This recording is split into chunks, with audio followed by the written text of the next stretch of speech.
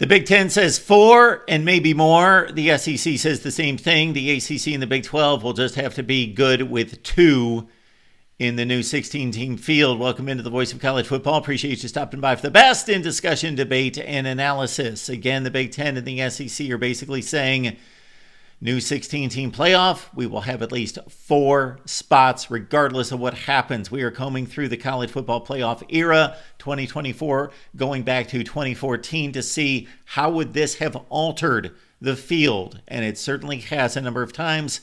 16 and counting different teams would have made the playoffs based on these criteria set forth by the Big Ten and the SEC. Let's look at 2021, which of course was culminated with a Georgia National Championship win over Bama, though Bama was the number 1 team after winning the SEC at 12-1. Michigan, the first of 3 consecutive Big Ten titles at 12-1.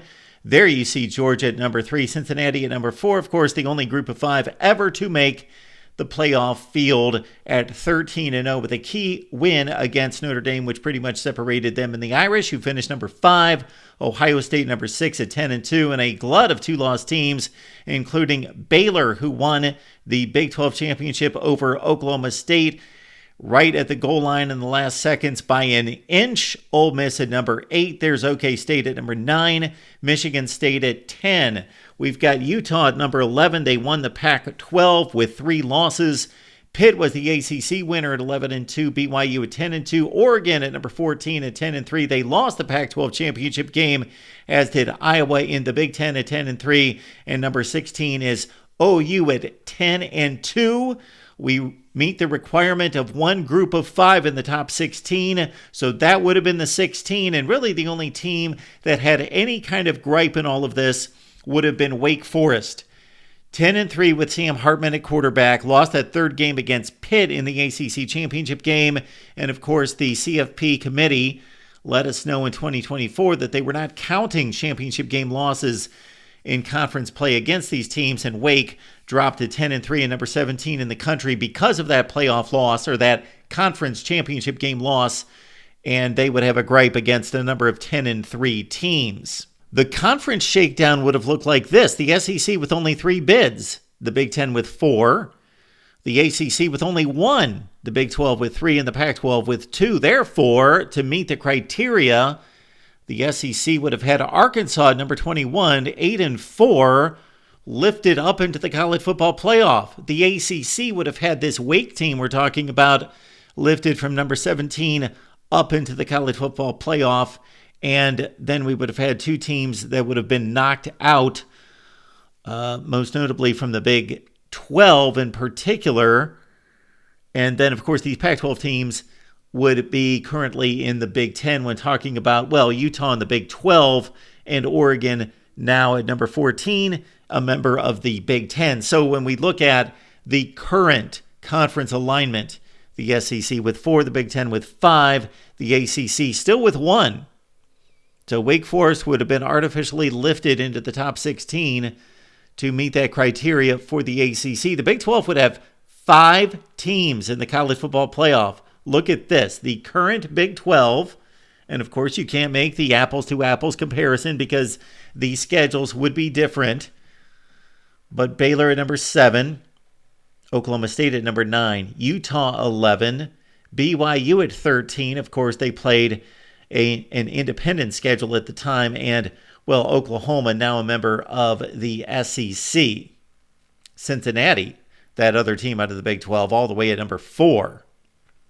Now on to the playoff matchups, beginning with 1 versus 16, Bama and Oklahoma. They have met a number of times in the postseason, including the 2013 Sugar Bowl, the 2018 College Football Playoff, and of course, the Sooners whacked the Tide this past season 24-3 in Norman. 2 versus 15. 2 very familiar foes, Michigan, Iowa. They've played in 2 recent Big Ten championship games and also a Michigan win in Iowa City a couple years ago by a couple touchdowns. Georgia whacked Oregon 49-3 to open 2021 this very season. Well, they would have played the Ducks again as 3 versus 14. Cincinnati, BYU. Entries just 2 years later into the Big 12. Playing as American Conference versus Independent in the 4 versus 13 matchup. Notre Dame against Pitt. they often play based on their series going way back as Eastern Independents, and now with the Notre Dame contract against the ACC, they face the Panthers quite often. Ohio State and Utah, the 6-11 matchup, ironically, they did play this particular season in the Rose Bowl with the Buckeyes winning late. Baylor, Michigan State, the 7-10 matchup. They have a bit of a recent history as Baylor blew a 3-touchdown lead against Michigan State in the Cotton Bowl in 2014. Ole Miss and Oklahoma State, they also played in the Sugar Bowl in 2014 with the Rebels winning over Oklahoma State. This time the 8-9 matchup. The possibility of a 14-team field going forward is still on the table. In that setup, you've got 2 byes, which would be pretty clear-cut for 2021, with Bama as the SEC champion and Michigan as the Big Ten champion with just 1 loss each.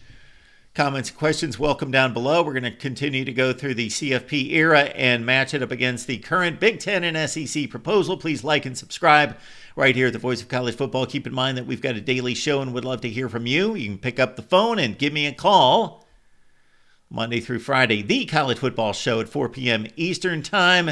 And of course, here in the next few weeks, we will have a number of series here at the Voice of College Football. Coaches rankings, program rankings, all-time program rankings.